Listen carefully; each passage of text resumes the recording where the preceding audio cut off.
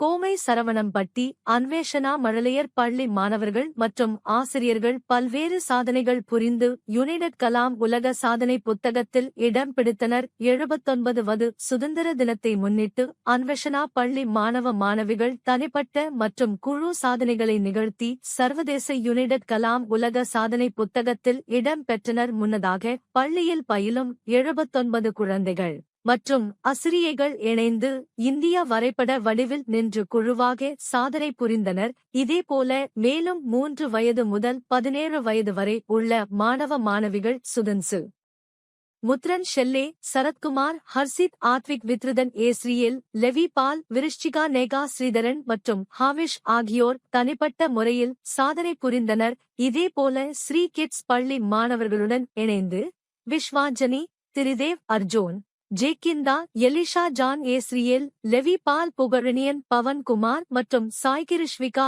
ஆகியோர் 79 வடிவில் நின்று யோகாசனம் செய்து சாதனை புரிந்தனர். இதேபோல நோ ஆயில் நோ பாயில் எனும் கருத்துடன் ஆசிரியைகள் அமலா, பூந்தளிர், பவித்ரா, வித்யா, சுகன்யா, சுதா மற்றும் குருரான காயத்ரி ஆகியோர் இணைந்து 79 வகையான இயற்கை உணவுகளை சமைத்து சாதனை புரிந்தனர். இந்நிலையில் சாதனையாளர்களுக்கு பரிசு மற்றும் சான்றிதழ்கள் வழங்கும் விழா அன்வேஷனா பள்ளியின் தாளாளர் ராமதாஸ் மற்றும் முதல்வர் பிரவீணா ஆகியோர் தலைமையில் நடைபெற்றது.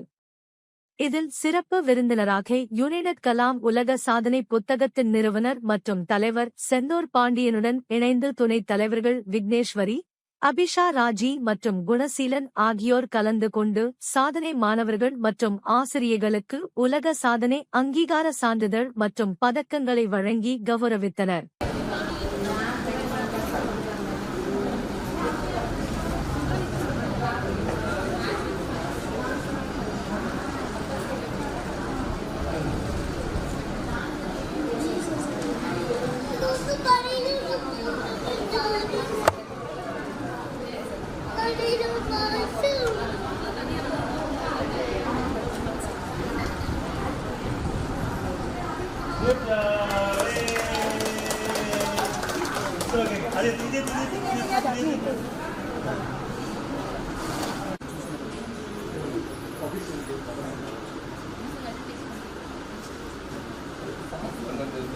காலைல